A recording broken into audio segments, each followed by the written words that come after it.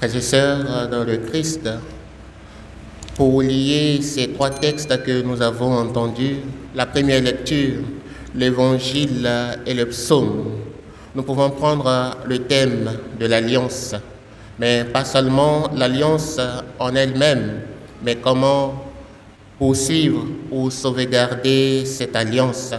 Notamment, le texte évoque les thèmes, les éléments de la royauté de David et le psaume qui parle du choix de Sion, ainsi que l'évangile qui parle de là où doit être notre cœur.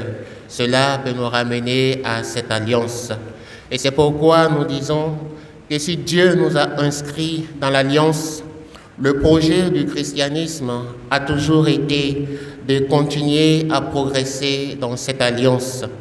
La première lecture nous montre que cette progression peut connaître des flops, c'est-à-dire des sorties de route ou des freins désagréables, des arrêts désagréables. C'est l'exemple ici d'Athalie qui détruit la descendance royale et entraîne le peuple en dehors de sa foi. Mais malgré de telles situations, ce qu'il importe de faire, c'est de ne pas sortir totalement de cette alliance, d'où le renouvellement de l'alliance en tant que solution de maintien de la connexion avec Dieu, comme on peut le constater dans cette même première lecture. En effet, par l'action du prêtre, Dieu opère une purification en l'un de ses fils, l'un des fils du roi, en le protégeant et surtout en éjectant Athalie pour établir l'ordre de la royauté. Et dans cette alliance, pour Athalie du moins, dans cette alliance, ce qui a manqué, c'est de n'avoir pas mis son cœur sur Dieu. Le choix de Dieu est important et lorsque nous nous détournons de ce choix, nous pouvons connaître des mésaventures. Mais elle a voulu plutôt anéantir le choix de Dieu, ce qui, en réalité, n'est pas possible pour l'homme. En effet, son regard n'était pas tourné vers Dieu, et sortir de l'alliance peut être préjudiciable pour celui qui le fait, tel Athalie qui a connu la mort. C'est pour cela que l'Évangile vient nous rappeler l'essentiel. De cet extrait, l'on peut en déduire ce qui suit. Puisque le cœur de l'homme se penche du côté de ses trésors, le trésor de l'homme de foi, le trésor du disciple du Christ, doit être lié à Dieu. C'est-à-dire que son regard doit être tourné vers Dieu, de qui sort toute vraie lumière. En effet, dit un psaume, à ta lumière, nous voyons la lumière.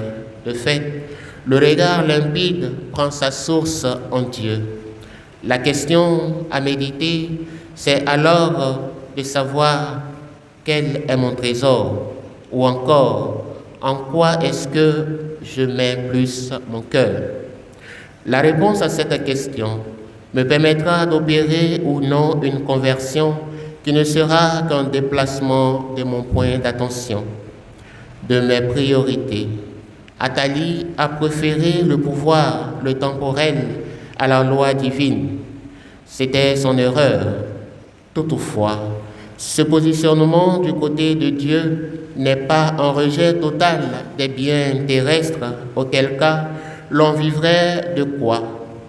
Mais il s'agit plutôt de la préférence, de l'option préférentielle pour le ciel. Car lorsque le regard de l'homme est fixé sur Dieu, toute sa personne et tout ce qu'il possède, son trésor, est à la lumière divine.